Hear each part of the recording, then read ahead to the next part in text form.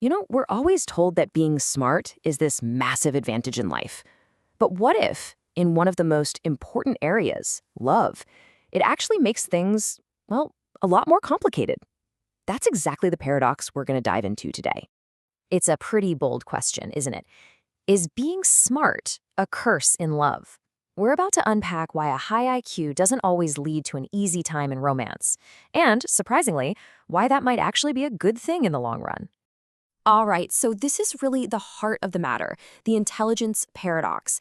It's that classic conflict when your powerful analytical brain starts getting in the way of your heart. So let's break down exactly how that happens. Okay, so on the one hand, the common belief is that intelligence helps us solve problems, right?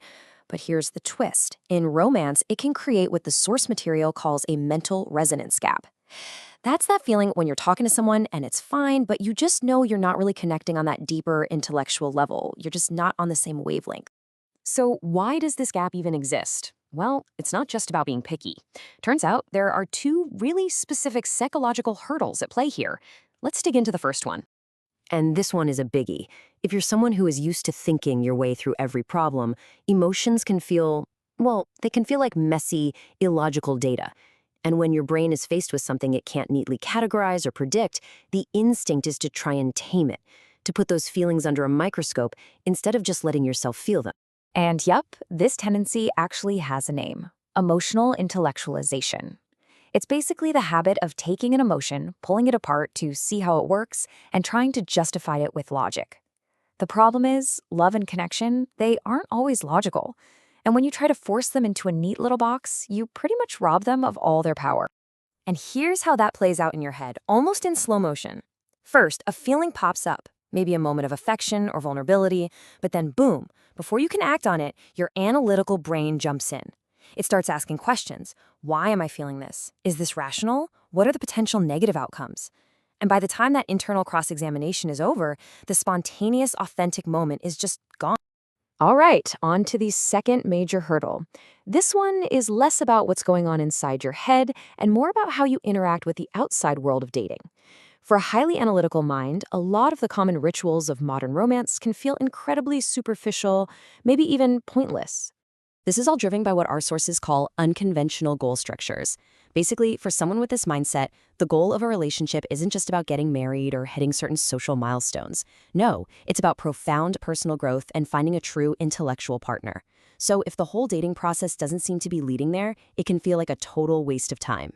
And you've probably seen this play out, or maybe even felt it yourself. Small talk about the weather or what you did last weekend feels like a barrier to real connection.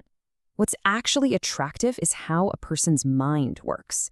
Those deep, philosophical conversations, they aren't just a nice bonus, they are the entire point. It's about finding a partner for your mind, not just a +1 for social events. And I think this is the perfect moment to just pause and reframe everything we've talked about so far. This struggle, it isn't about being socially awkward or bad at dating. It's about being on a quest for a connection that goes way beyond the surface. Which brings us to our final section. Let's stop looking at these struggles as problems and start seeing them as signposts, pointing toward a different, maybe even deeper goal when it comes to love. So the whole objective shifts. It's no longer just about compatibility. Do you like the same movies? Do you want the same kind of house? It becomes about finding this elusive but incredibly powerful connection: mental resonance. So what on earth is mental resonance? It's when you find someone whose mind just clicks with yours. It's that feeling of not having to constantly explain yourself. Your ideas build on each other, your curiosities line up, and you actually energize each other intellectually. It's an effortless, deeply satisfying connection. Think of it this way. The old model of dating is like a checklist. Are they successful? Are they attractive? Do they check all the boxes? This new goal is more like tuning a radio. You're not searching for the most popular station. You're patiently searching for the one that's broadcasting on your exact frequency, the one that's playing your song. So let's wrap this all up with the most important takeaways. If you've ever felt any of this, please understand that this struggle isn't a flaw. It's a feature of how your mind works. It's a sign that you're searching for that rare and incredible connection we're calling mental resonance. Realizing that you analyze your feelings or that you reject dating norms isn't a failure. It's just part of your path to finding something real.